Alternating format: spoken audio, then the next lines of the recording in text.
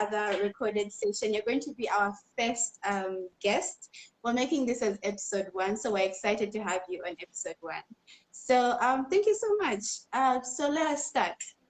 Hello, everyone. Welcome to what we are calling Beyond and Above, which is a program where we bring to you inspirational stories of people who are really doing beyond and above their careers or their talents. So today we are joined by Mr. Brighton Kaoma, and I'm really excited to have him here because the first time I heard his story, I had goosebumps. I was really, really excited and I was really inspired. So I'll just give a brief introduction of who Mr. Brighton is. He's the current global director of the United Nations Sustainable Development Solutions Network, and right now he's joining us from New York. Brighton, welcome to the program.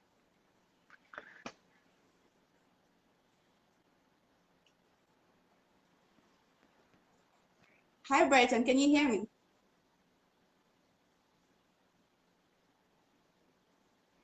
Okay, I think he can't hear. So I have a relapse in like hearing okay. You. Now I can hear you clearly. Awesome.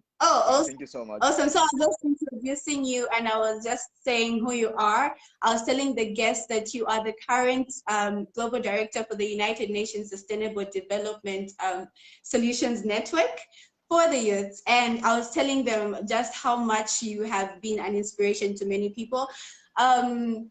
This is a person who's met Obama, he's met Queen Elizabeth, he's met every world leader you can think about. But before I tell the whole story, which is not my story, let me just introduce him to the show. Hi, Brighton, welcome to the show. Can you hear me?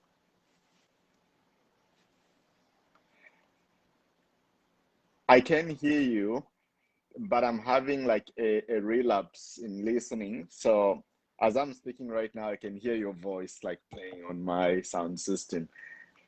So let me try one more thing. Maybe it might be a communication glitch on my end. Okay.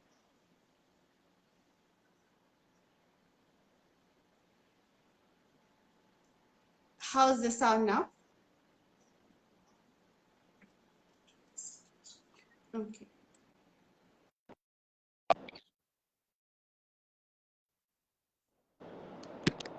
Sorry? Are you able to get me now? Yes, I'm able to hear you. How's this is the sound better. now? So I was getting like a terrible echo, but now I'm able to like get you clearly, and I'm very excited to have a conversation. All right, awesome. Now I'm getting a glitch from you.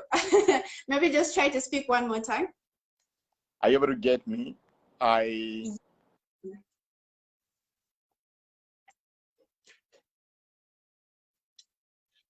Okay, are you able to get me? Okay,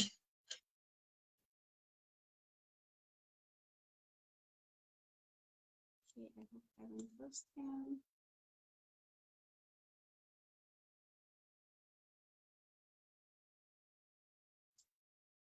Okay.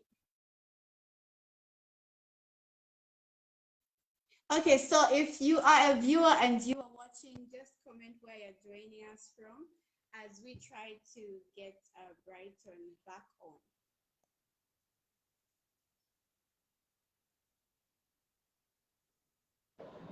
Hope this works now. Are you able to hear me? Yes, I can hear you now. Much better. I hope it wants to have this live session. What do you think? I know. It's been a journey of trying to solve all these technical anomalies, but I'm glad it's now working better and happy to continue the conversation. I'm so glad that it's working now. So I'll just reintroduce. Sorry, just a moment. I'll just reintroduce you again. Hello, everyone. I see we have 16 people online. That's already a good sign. It means people are really excited about this. Keep sharing, keep inviting your friends to watch this because this is going to be very inspirational to all of you. So Brighton, once more, is the Global Director for the United Nations Sustainable Development Solutions Network, and he's achieved so much at a very young age. This is one person who's been recognized by world leaders such as President Barack Obama, Queen Elizabeth, and the UN Secretary General. So many more leaders, actually. So Brighton, welcome to the program one more time. Yeah, thank you, Florence. I'm excited and very pleased that people could find the time to join this conversation today. I think it's going to be exciting and looking forward to sharing my thoughts. Awesome, awesome. Thank you, Brighton, for joining us. Well, let's go ahead and start this. You know, for me, I think one thing I'm mostly interested in is how did you start your journey? You know, I've heard about the climate change radio show that you used to do when you were young, but then for the sake of the viewers who've just joined in, they're obviously wondering, okay, how did Brighton get to where he is? So can you just tell us a little bit about how you started your journey?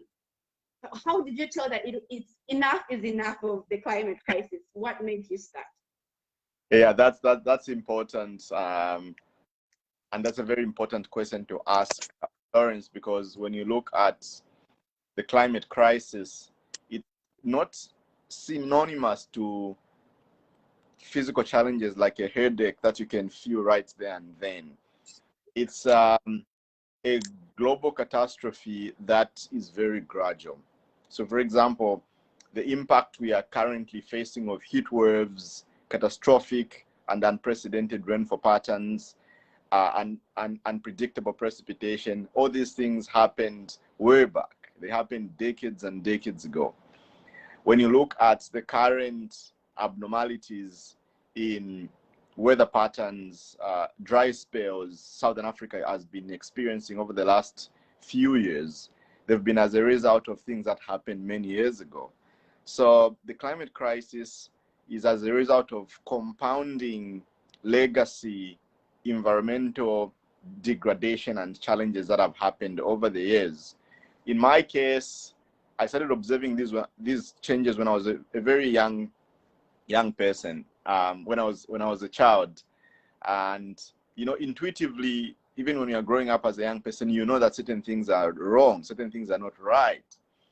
But what really helped me in my formative stage of my upbringing was the intergenerational dialogue I used to have with my parents who were born in the 50s and they grew up in the 60s and 70s, and my sisters who were born in the 80s and they grew up in the 90s, and myself who grew up in the 90s and was raised in the 2000s until now.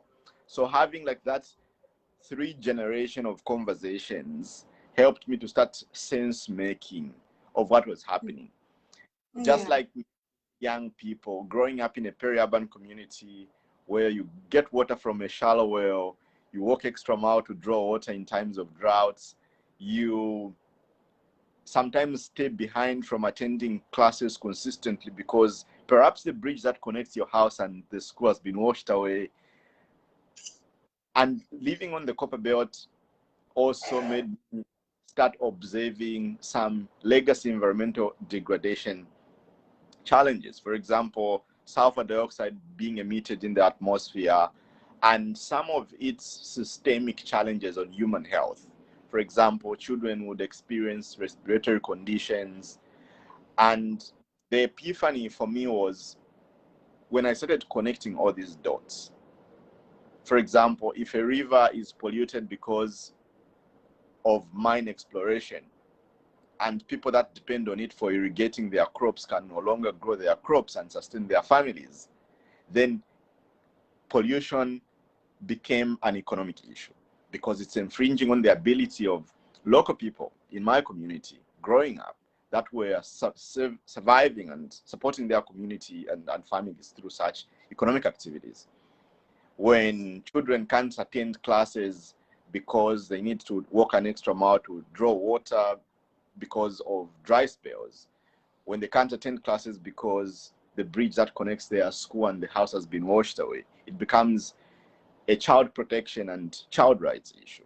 It also infringes on their fundamental rights to a decent environment in which to grow and thrive. So think about those things and imagine being raised in a community with such compounding challenges. And I myself as a young 14-year-old who was thinking about ideas of solving these issues and decided to turn to radio to speak about how communities can get together in productive dialogue. So my intention to even start using radio, which to me was incredible, because as a little child growing up in Kitwe, would like go play football, you know, wait for the announcer to say what time it was on radio, run quickly back home, bath and go to school. So radio was like a source of accurate information. But also in times of music, you know, sermons, I mean, would always listen to the radio. So it became a trusted medium of information and communication. And when I was about 14, I thought, why can't I use this medium to amplify the voices of communities? So the model was bringing in women, children, and all vulnerable communities to come on the airwaves and face the community and tell their stories in a more authentic way. But also bring in local authorities and the academia to come and provide expert knowledge on these things.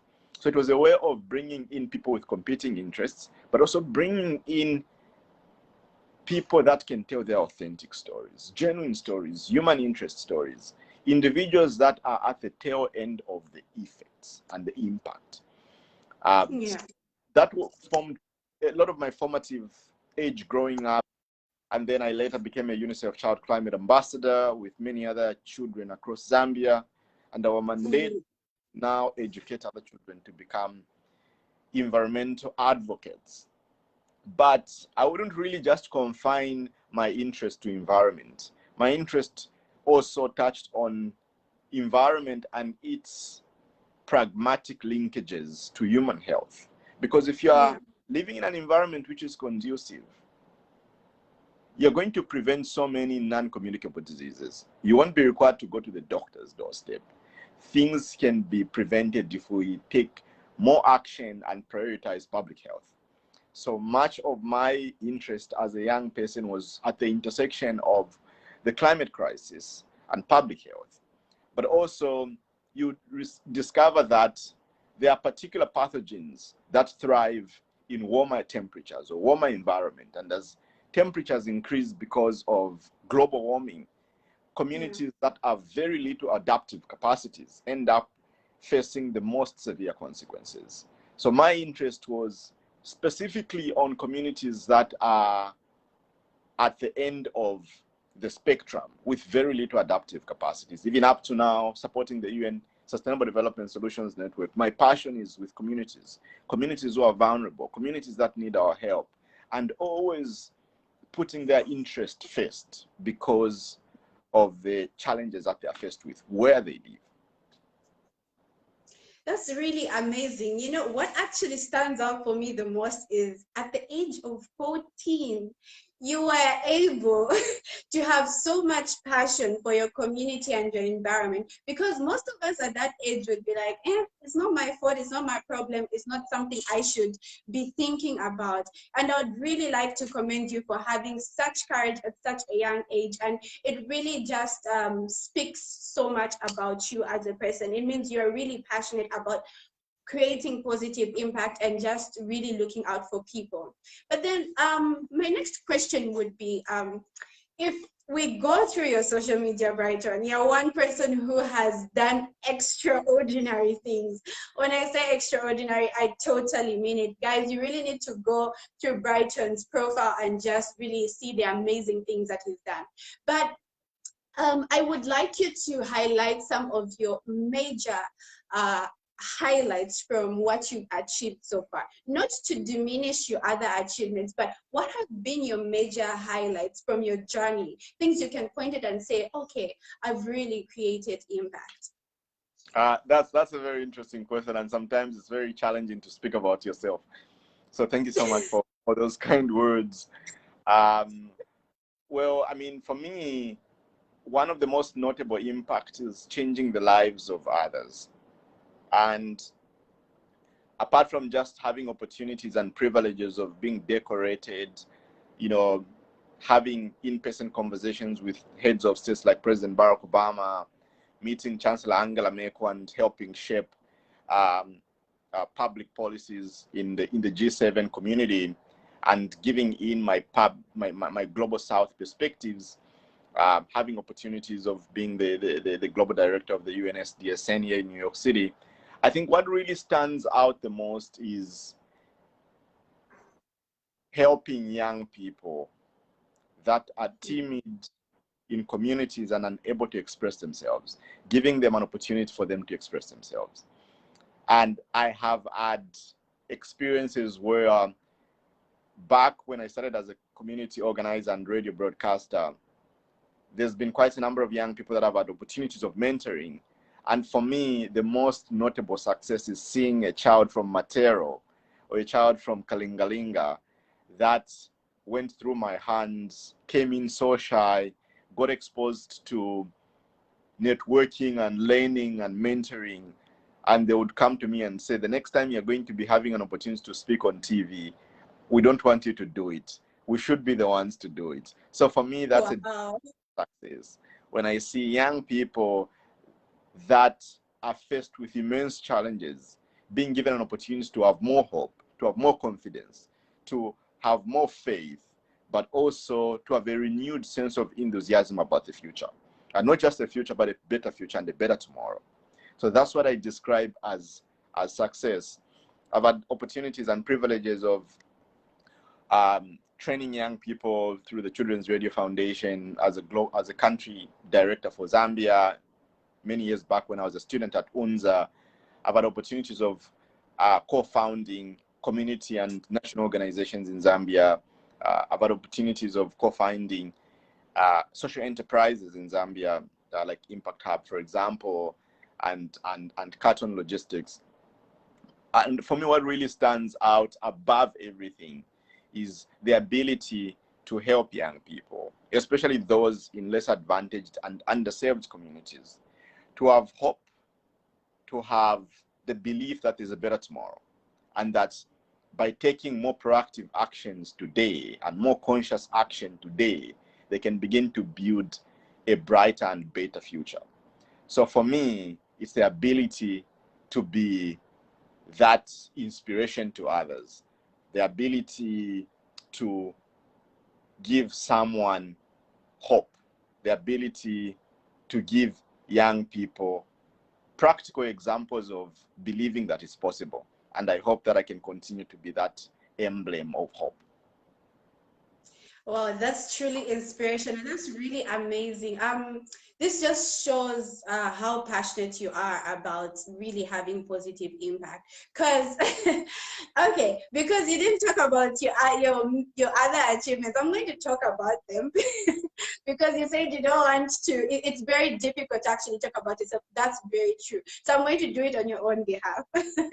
So, guys, Brighton has really achieved a lot of things. I may not mention everything, but this is one person who's had a one-to-one session with President Barack Obama. He's received an award from Queen Elizabeth as well. And as you can see from what he said, for him, it's about having positive impact around his environment.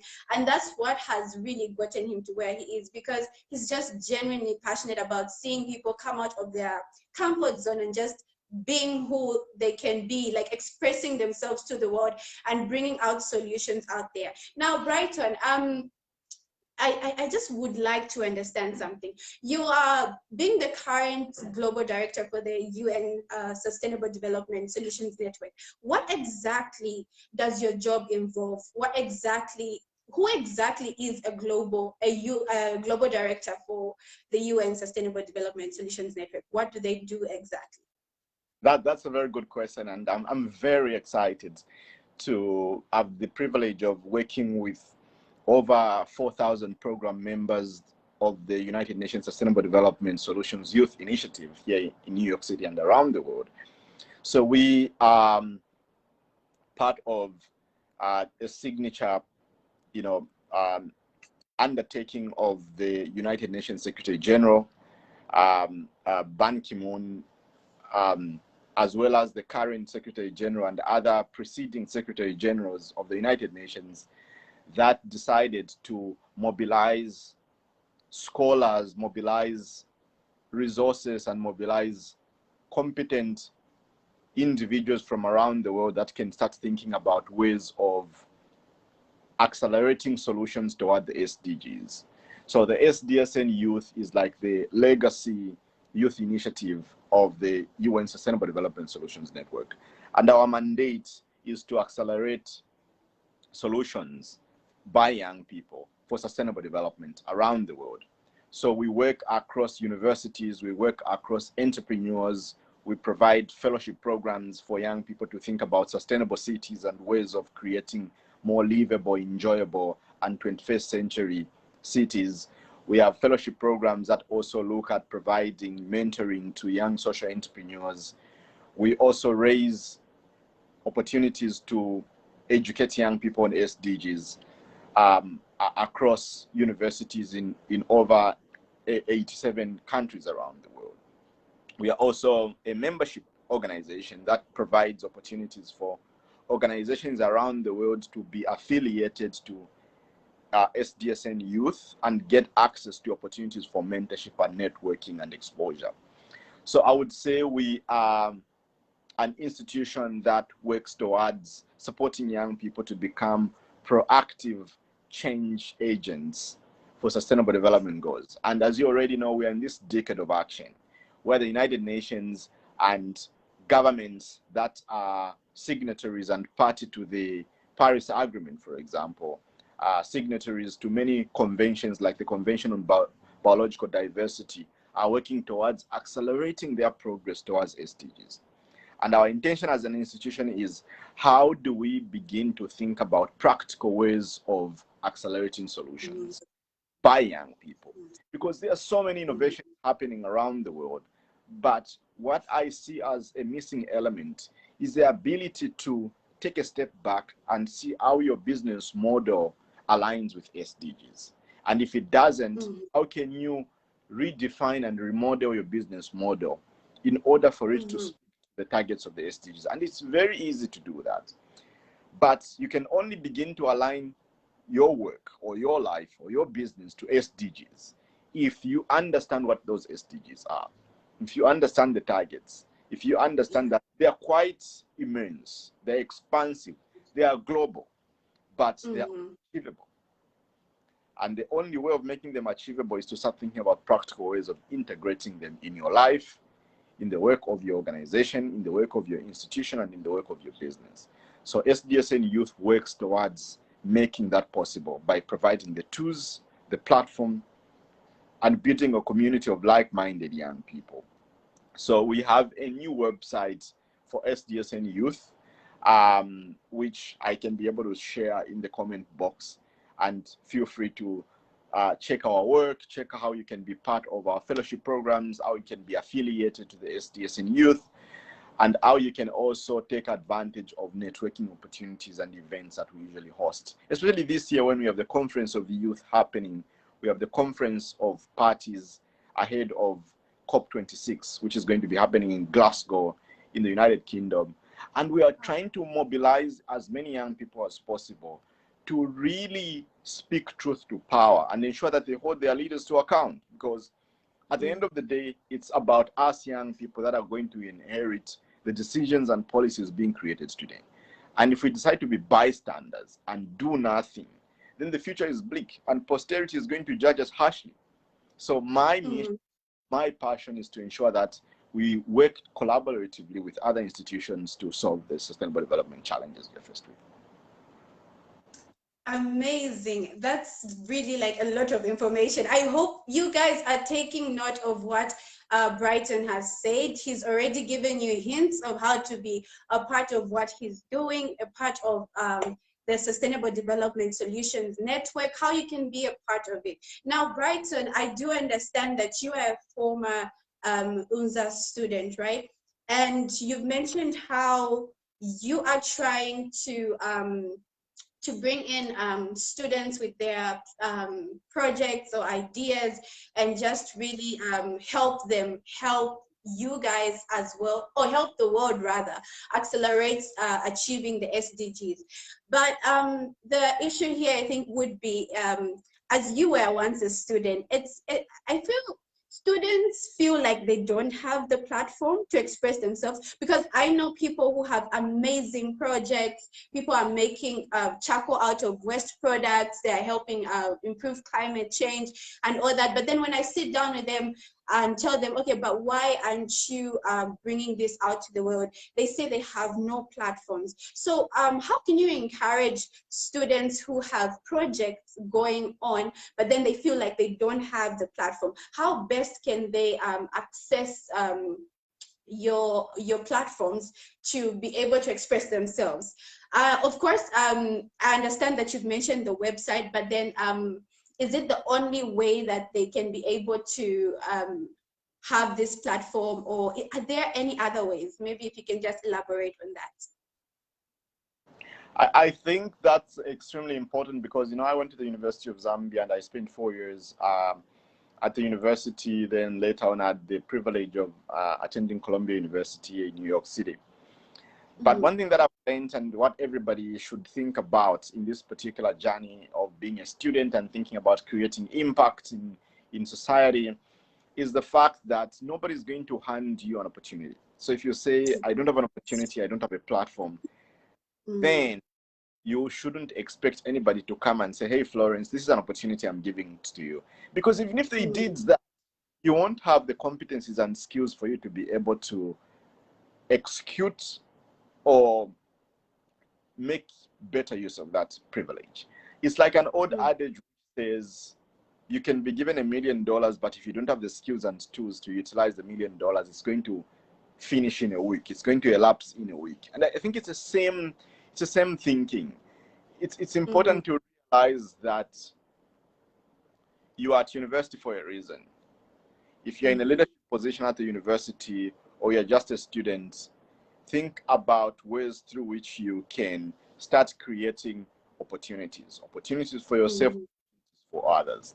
Instead of saying we don't have opportunities, why can't you create opportunities so that other people can say, I'm in this position because XYZ created a pathway for me to be where I am right now? And I think it begins by having a shift in mindset, believing that you need to be ready to get your hands dirty. And you don't have to be big to start. You have to start for you to be big. And it begins by gradually being intentional about what you're doing. There's so many challenges that our country is facing. There are challenges in waste management. Why don't you think about inventing a solution that can start recycling all the rubbish that we see in the Unza grounds, or the plastic that we see in the Unza grounds? Why don't you think about a solution that can address that? We are already faced with COVID-19 challenges. Why don't you think about a solution that can respond either directly or indirectly to the challenges that the country is faced with? So I feel being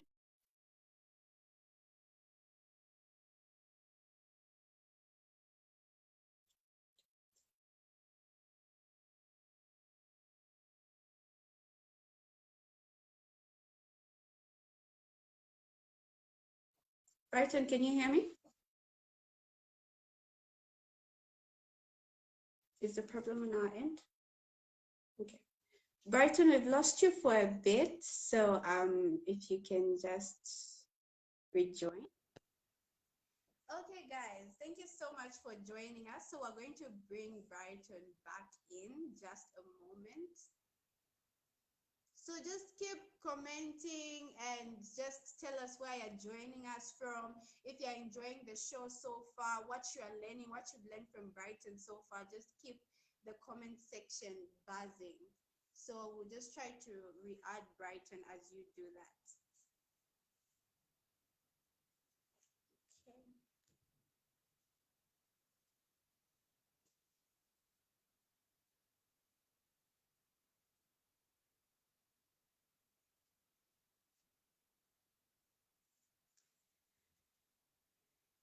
Okay, so yeah, just keep commenting what you've learned so far, how the show has been.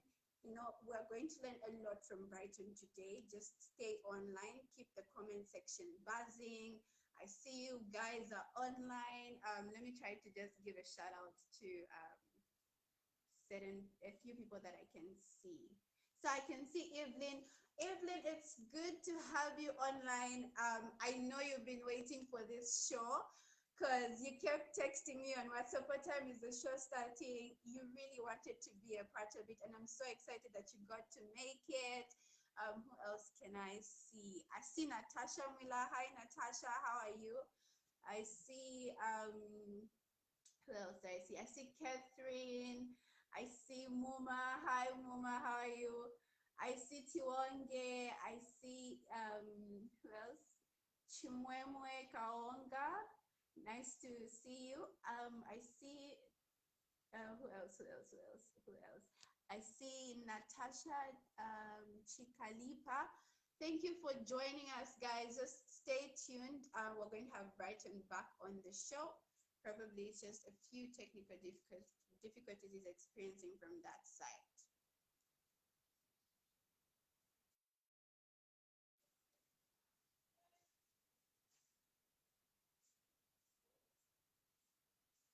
All right, so we'll just wait for a few minutes. Yeah, he will be back with us soon.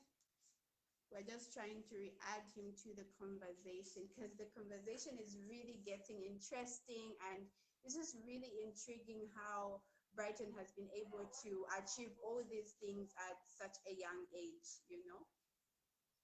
Yeah, so Brighton, you can just text me if you're having difficulties to rejoin. Then we can see how best we can go about that.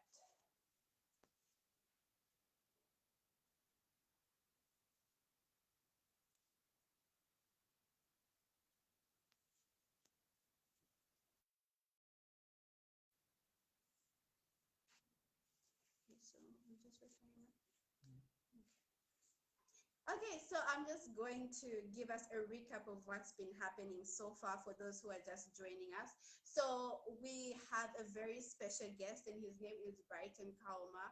We've been speaking to him for quite some minutes now, and he's just really running us through his journey, how his life has been. He actually started a radio show when he was 14, when he noticed that there was a lot of pollution that was going on the Copper Belt, and he decided to take a stand and just go on the radio and say, you know what, I want to start a show and talk about this climate crisis. And that's exactly what he did. You know, he pushed and he made sure that his community was educated about the climate crisis. And then he went on to mention how, okay, so he's back. Let me just try to re-add him.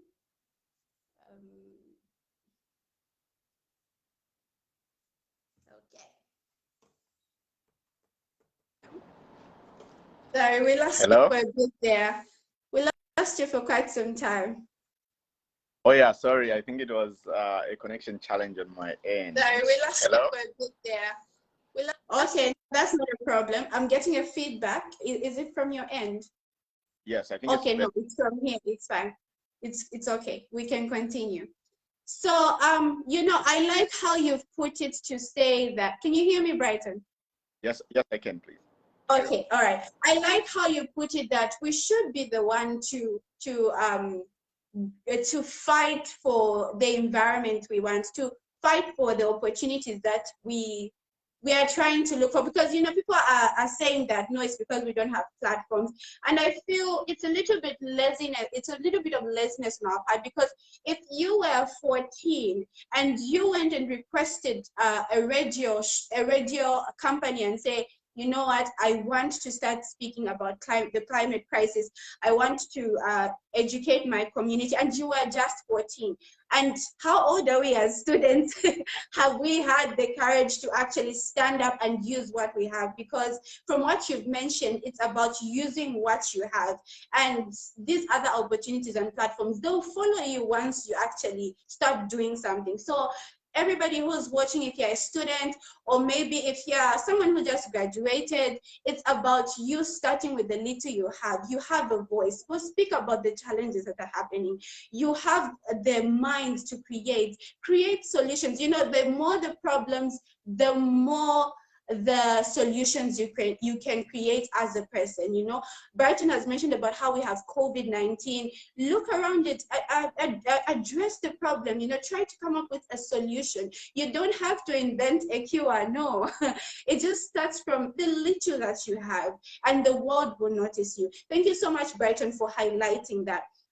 Now, my next question would be, you know, when you were starting as a 14-year-old, passionate about educating your community, did you have a bigger goal, or did you have a vision? Did you know that you were going to reach this far in life when you started?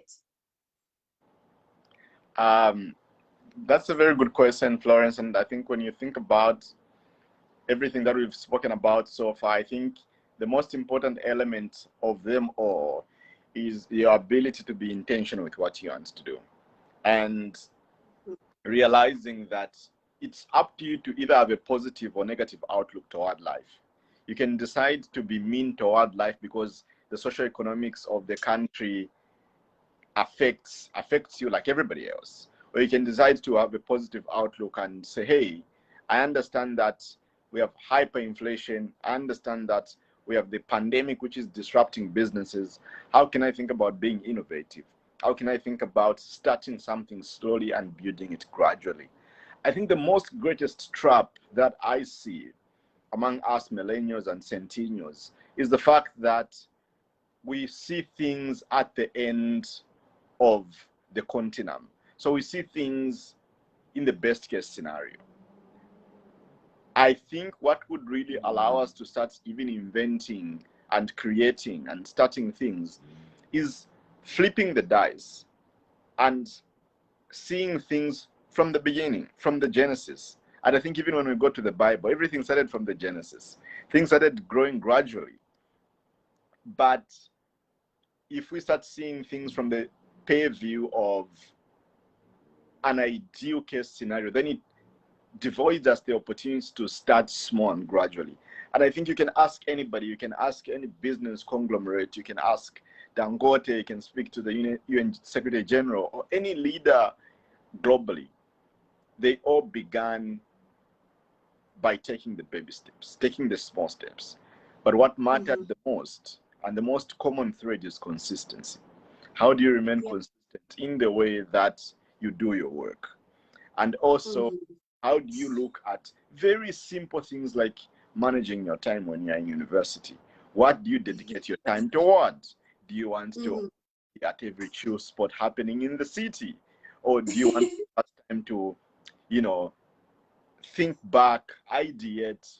And I think the most creative and productive individuals that I know, or businesses that I know, or innovations that I know, or organizations I know, are those where their leaders, especially young people, take those very dull, lazy time, as we call it, to think creatively. But if you have all your lazy time preoccupied with wanting to go to every chill spot happening, then you won't have the ability to think creatively. And creativity only happens when you have the ability for you to create time to step back, introspect, reflect, and relax. But if you want to fill up your relaxation time for creativity, for things that are non-productive, then you keep crying about opportunities that are not knocking on your door instead of you creating a door so that opportunities can knock. So in essence, I think it's about thinking about three elements I've spoken about: thinking about starting gradually and starting small, and realizing that you don't have to be big to start, but you need to start for it to be big. Using your time productively, using your time intentionally, and also not waiting for opportunities to be created, but sensing around where you are and picking areas where you think you can be more productive. Not all of us can be inventors like yourself in public health. Not all of us can be, you know, radio broadcasters or organizers. Not all of us can be, you know, medical doctors. Not all of us can be engineers. Not all of us can be artists, but we can use our own unique capabilities to be able to create change. And I think it's about assessing yourself and seeing, what am I good at? What are my competencies? How can I keep improving myself? And how can I use what I have to start bettering myself and bettering the community where I live? If you have that intention and mission at the back of your mind, it allows you to have a guide rail. When you ask me about whether I had a vision or I had a mission, I think my mission has always been very consistent. And my mission has always been being intentional about creating opportunities for those that don't have, especially young people in less advantaged communities. That has been my common thread across what I do. One of my greatest mentors, his name is Akiyumi Adesina, and is the president of the African Development Bank Group. You should check him out. It's really incredible. He spoke about how change only happens when you have pride and are ashamed. So you can only create change if you are ashamed about the state of things around you. You can only create change if you are ashamed that having erratic electricity supply is not right, because you're ashamed about it and you think about ways of solving it. You only be ashamed about paving your yard or slashing your yard if you know that the shrub and the tall grass will attract mosquitoes and I'm going to be unwell, and that is unpleasant. You only create change if you are ashamed about something. And you only get motivated to create change if you have pride. So change and transformation should be a product of pride. I'm proud because if I think about creating a solution for water purification in my community, all of us are going to prevent preventable diarrheal diseases, which are a shame, right? So it's about those two cause and effect factors. And if we have that at the back of our minds, then it allows us to have better guide rails.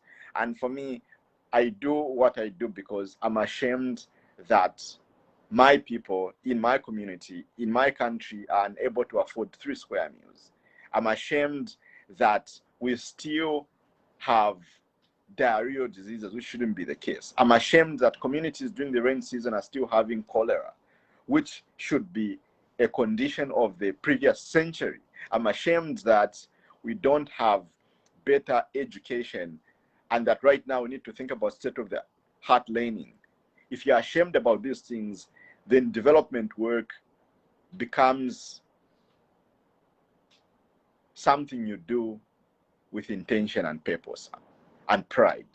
So for me, those have been some of the inspirations I get from people around me that help me stay on course. The other element I would like to speak about when you speak about vision is alignment. And I'll say this with utmost passion. There are certain old adages which say you're a product of the 5 people, you're an average of the 5 people that you hang out with. And it's so true. It sounds simple, like simple advice. It sounds like a lecture. Neither would I want to provide a lecture to anybody, but you're a product of the 5, you're an average of the 5 people that you hang out with. And it's so true. You can also scan people that are in specific spaces in business or in corporate Zambia, or corporate Africa, or corporate America, or corporate Europe. All these individuals have got a common thread, and it's about the people that you surround yourself with, because your predisposition, your values, beliefs are shaped by the individuals that you are around with. And those pieces of advice, they really help you to start thinking about your path. And it's okay for you to either align and realign yourself. You can realign yourself with networks and associations that you think are not helping. They're not helping your spirit, not helping you from a career development standpoint. You can realign and align yourself with networks that you think are going to help you grow as a person. And it all goes back to energies. Are you surrounding yourself with the right energies? Are you surrounding yourself with the right people with the attitudes that you need? Because if you want to become a leader and a change agent, be it in your university association or anywhere else, you need to make sure that you are reverberating with the right energies around you. There are going to be bad energies, but how do you make sure that you have people that support you to radiate the positivity that is necessary for you to lead. You can be competent, you can have the skills, but if you don't have the right mood and motivation to do the work, then you're going to struggle. You'll be dragging yourself every single day. So as simple as it sounds, people that you surround yourself with really matter. The networks that you create really matter. And the energies that you exude are a product of the environment in which you fashion yourself. So I think it's incredible and important. As you think about your vision, also think about the building blocks, which includes your networks, which includes your associations, which includes your skill sets and upskilling. That's why the most important advice I'm always at giving people is, can you give your resume or your CV a reality check? Many a times we want to amplify our presence on our CV, look good on paper, but give it a reality check. Try to blindfold yourself and assess whether what I'm putting on paper is a reflection of my competencies. If it's not, think about upskilling. Think about places where you can learn. Think about places where you can develop yourself. And most of the leadership skills and the career skills that we need in this century are learnable. You can learn. You can acquire them. But it matters how authentic you are to yourself and how authentic you are to your community and the people that you want to serve.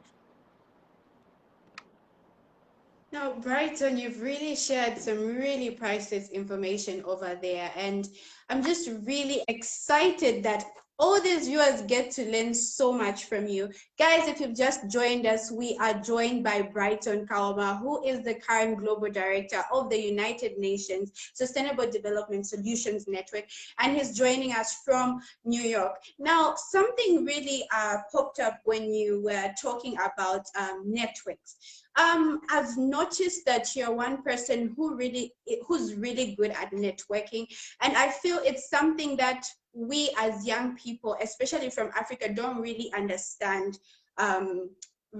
We just don't really understand how to network and who to network with.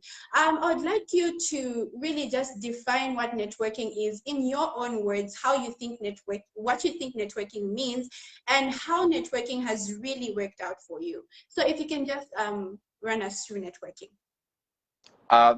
Thank you so much. And I would also want to argue that I think us as Africans are good at networking because it takes us back to our building blocks of families, and our building block of the interconnected that we have on the continent is just incomparable. Our abilities to be able to support those who are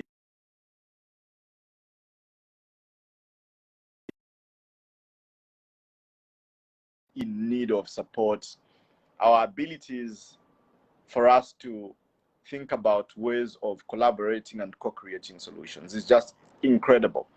But I think as a generation of young people, we have an opportunity for us to upscale our abilities to create what I would call more meaningful, genuine, and authentic networks. And networks, in my own term and based on my experience, are the building block to who we are. When they say we are product of our environment and the time for a lone ranger is gone, it's extremely true in the sense that it takes us back to the beginning and the genesis of the human race.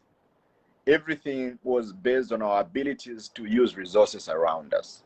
For example, our forefathers would, in groups, band together, go hunting, and at the end of the day, come back with herbs, fruits, and roots. And we started evolving over time. But we've seen that there's also been this quest for individualism. And I think when you think you can be the only person that can solve the world's greatest challenges, then you're lying to yourself. Because we are in an era where all of us need to depend upon each other's competencies, each other's networks, each other's skills, and each other's networks. But what has really helped me in terms of building networks is treating it as a living organism, as a living thing. Just like a relationship, it's a living thing. How do you nourish it? How do you nurture it?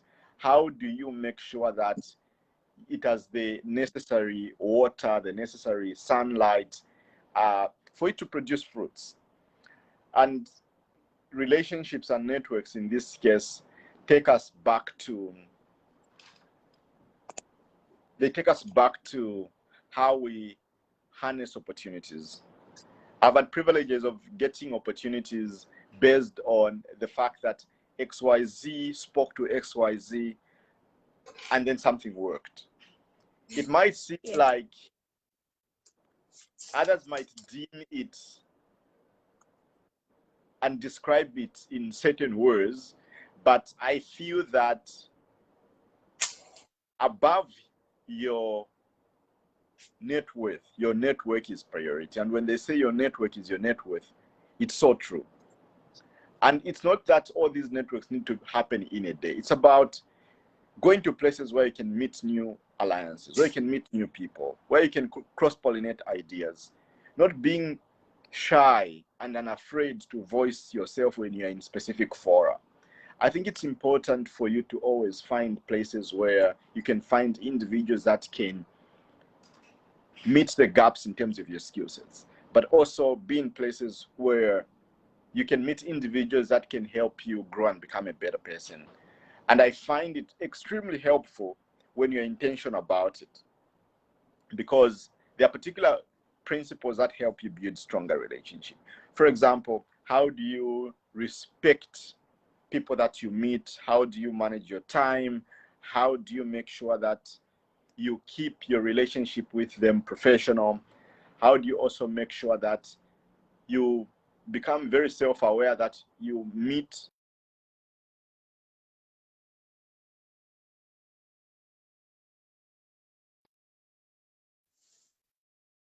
want to speak about my career and where I'm going, because I've boxed them to be career mentors. And we don't have like a mentee-mentor relationship, which is like written somewhere. It's just a relationship I have with them and how I see them. And I feel mentorship shouldn't always be something written down, followed, in a more conventional way. It can be like the people you respect around you that can be your sounding board for your decisions, for example. I have mentors that I speak about when I have personal issues, and I've boxed them just like that. I don't go to them to speak about my careers. I'll speak to them about my family and my goals, my family goals. I have people that I only speak about my education goals. I only speak to them if I want to speak about career growth. I have people that I only speak to about business. They're my business mentors. I only go to them if I want to think about my business model, my financial models, and investments I want to make. So like boxing people around your personal interests helps you. But also, how do you keep them updated based on your different domains of life? So for example, my education mentors, I go to them if I want to make an education decision. I update them on some skills that I'm learning, so that if they see another opportunity and they know my mission academically, they'll come to me, because they'll say, this one wants to do a PhD, or this one wants to do a master's. I've come across a scholarship. And these are individuals that are quite accomplished. They're in the top 1% of their domains and their fields. If it's a more personal and family related, it should be somebody that is extremely respected, somebody that I respect as a family person. If it's faith, it's somebody that I respect as a person of faith, and somebody that can give me the right principles and can give me the right advice in growing my own faith. So it's important not to put all your mentoring and networking goals in one basket or in one mentor or in one network. Broaden your horizon, broaden your tentacles, and you never know what you can learn, because the world then becomes your oyster in that sense. Wow, amazing. I've learned something really new right now about, categorizing your mentors, your networks. Make sure you know, okay, how is this person helping me? Is it my faith? Is it my career? Is it my personal life? So we need to learn how to categorize our mentors or our networks, and that way we'll find that we'll be able to benefit from these networks that we create. Thank you so much for highlighting that, Brighton. Another question would be, you know, I feel there was a time, the first time I met you actually was just a few weeks ago, and you were telling us a story of how you met Obama as a student and all those amazing things that you did whilst you were a student. And most people who've accessed this platform right now, they're mostly students, or maybe they recently graduated. So what advice would you give to students on how to just really go beyond and above their studies? Because it's one thing to be so focused on your studies, but then it's also another thing to try to have a positive impact on the people around you. So what advice would you give to students? Should they just focus on their books all the time, or should they find also other passions that can create positive impact? And you being one of the founders of Impact Hub Lusaka, I realized that one of your visions is to ensure that people use their passion to create positive impact. So how best would you advise a student to create impact in their environment? That's a good question. It's $1 million question. And I would say it begins with your own self-awareness and self-assessment. What are your interests, and where do you want to dedicate your time? Because we're speaking about times and skills and energy. And I believe that focus follows energy. So if you decide to apply your energy, and vice versa, if you decide to apply your energy towards, say, creating an enterprise that allows for underserved communities, for example, to have easy access to books and enhance a reading culture, how does that align with your own career goals? Because it should be complementary. For example, my mission has always been around climate science, but also international development policies. And when I reflect back, I was always trying to make sure that I align what my mission is with my daily actions. So even starting community organizing, co-founding social and economic ventures in Zambia and around the world, they've all been in alignment with what I've always wanted to do, which is influencing international development policies. So I think it begins by having the end in mind. So for example, if I start to venture into something, how does this influence the end goal? So like think about the goal in mind, the end in mind, and then start working backwards. That helps you so that you don't become a jack of all trades.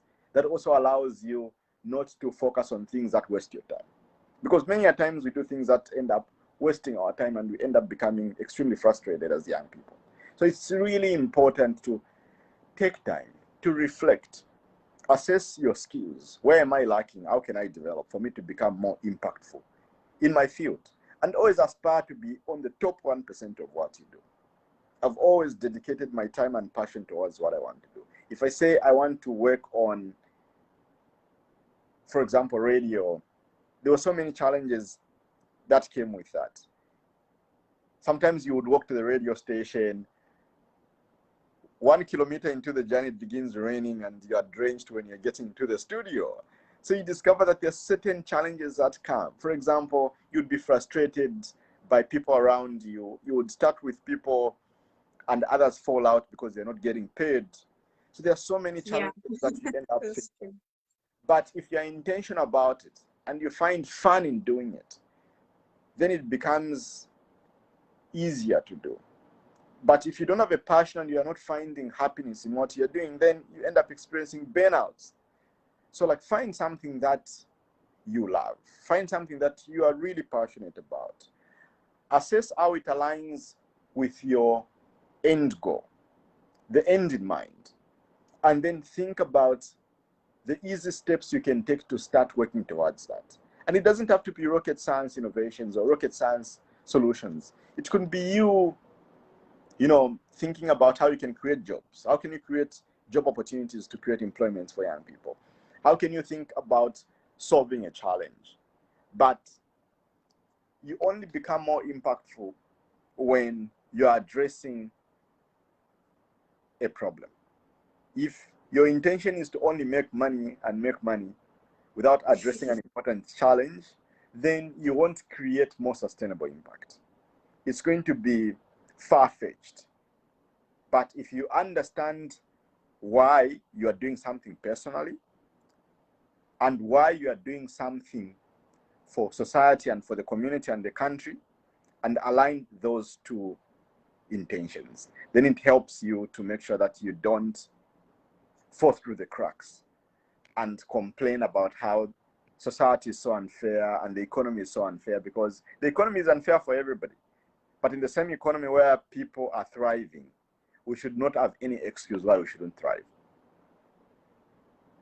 Wow, thank you so much for that answer. And I'm sure most people have taken note of that, honestly. You need to find a problem that you actually want to solve. You need to find something you're passionate about, because if you're not doing something you're passionate about, then you're going to experience a lot of burnouts. So be passionate, be deliberate, grow that passion. And Brighton has also talked about how we should also learn to solve problems in our community, and we shouldn't always be pointing out challenges without solutions. Thank you so much, Brighton, for that answer. And if you're joining us, if you've just joined us, we are currently talking to the current Global Director of the United Nations Sustainable Development Network Solution. I hope I said that right. It's such a long name. But yes, we are joined by Brighton, who's done really amazing things. His work has been recognized by world leaders such as President Barack Obama, Queen Elizabeth, the UN Secretary General, and so on and so forth. His list goes on, and you really want to follow his page, trust me, because you'll be inspired on a daily basis. Now, Brighton, I'm sure most people who are watching, they are probably just thinking, oh my gosh, he's so serious, he's the UN something, he's met President Barack Obama, he's met world leaders. I'm sure he's just always focused on his studies, focused on self-development. But then I'd like you to express yourself, like just now. Tell us who Brighton is, aside from all these passions and ambitions that you have. Who is Brighton as a person? Thanks for that question, and I think it's also important to recognize that even as we do all this good work we're doing around the world, it's important to have downtime where you relax, reflect, and introspect on the things around you. I've always been very passionate about reading widely, so I enjoy reading widely across different topics. Be it science topics around sustainability, be it public health. So I always enjoy like reading widely, and that's something that I consistently do. And I love also book reviews with people that read similar books as I do. I've always been having biases towards what I read. At the moment, I try by all means to be selective of what I read, especially in a world where everybody wants to think Africa is catching up, Africa is not going anywhere. So I read towards what I think is going to help me become more impactful to my continent, which I love so much. I also love sports. Football is one of my greatest passions, and I wish I had an opportunity to continue my football career, but that wasn't my path. I also love spending time discovering new places and new cultures. So like traveling is one of my favorite hobbies. My partner and I always like have random travel plans. Would say, okay, next week let's think about visiting this new place that we've never been. And that's something that I always enjoy doing, because you learn so much by being in places you've never been and understanding how people live. And that takes me back to my interest in anthropology and understanding people's cultures and people's ways of coexisting, how languages shape who we are, how languages shape how we think. So I love all those interesting things, and I love Zambian cuisine, Zambian food. I'm always like hauling a bunch of food when I visit home and come back to the US. So I'm always passionate about doing things that are unique, but also experiencing new experiences, and new places. Apart from that, back to your question, I have one brother and three sisters, and my sisters are all in Zambia, and my parents. And I also enjoy creating new friends and ideating on ways we can solve challenges. So making new collaborations and new acquaintances is something that I enjoy doing. Wow, that's really amazing. So there's another Brighton people. There's another Brighton who we've gotten to know right now. You know, he's also a human being just like us. So don't think, no, you have to be this serious human being to achieve certain things. He's a human being just like us. He has passions, he has goals, he has dreams, he travels and he enjoys doing that. And he has a family, he has a partner, he has, you know, just those normal things that you and I do.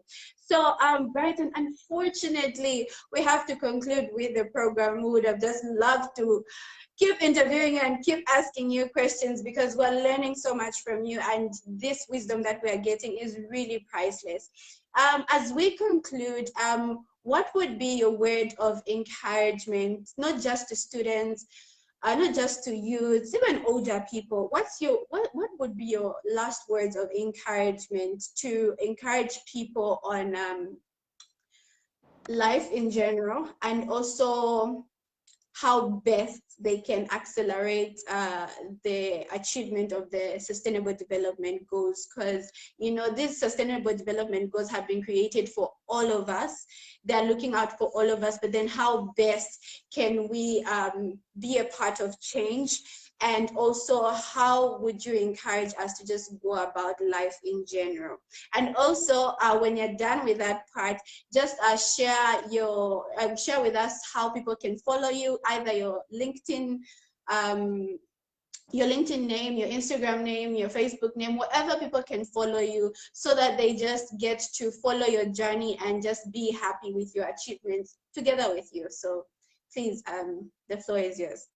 Thank you so much. Yeah, I use LinkedIn to share quite a lot of things, and I just use my full names, Brighton Mukupa Kaoma, and Facebook. Those are the same names I use, like on this same account. Of course, LinkedIn is incredible because then it provides opportunities to share publications and share so much around our work. I think in closing, I would always quote my mother's advice, which she gave me, and it's a verse from Jeremiah chapter 1 verse 8, and it says, do not be afraid of them, for I am with you and I will rescue you. So whenever I feel deflated, whenever I feel challenged, I always think about this verse. And I think not being afraid is eliminating fear in everything you do. Not being afraid of creating new networks, not being afraid of being authentic to yourself, not being afraid of saying no to certain things, not being afraid of taking advantage of opportunities, not being afraid of applying for opportunities, and not being afraid of having the wildest dreams.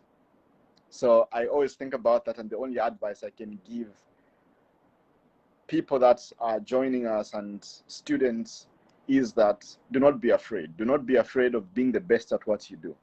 Do not be afraid of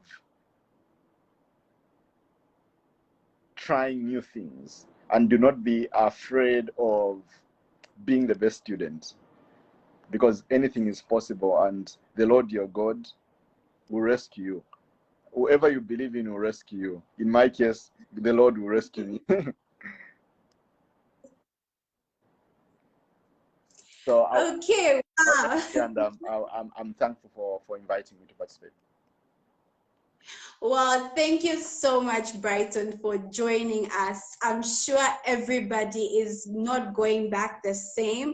Everybody has learned something new, and I'm sure people are going to start being the change makers that you have advised them to be. And we're just going to really take up the challenge, because if you started at the age of 14, then definitely we can start doing big things, even just at the age where we are right now. It doesn't matter how old you are, whether you are young, whether you're old, you have the ability to be a change maker in your community or in your society. And you can take inspiration from Brighton, really. Having impact on society takes you places. It makes you dine with kings and queens, as you can literally see from Brighton over there. Thank you so much to everyone who joined us. You're on a program, you're on a show that we are calling Beyond and Above, which is a show where we bring to you people who've done beyond and above in their careers and obviously in their talents as well.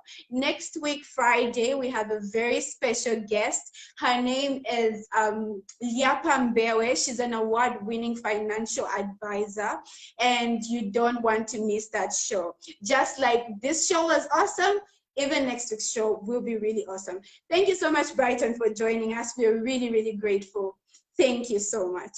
Bye bye. And thank you to the viewers as well. See you next time. Thank you.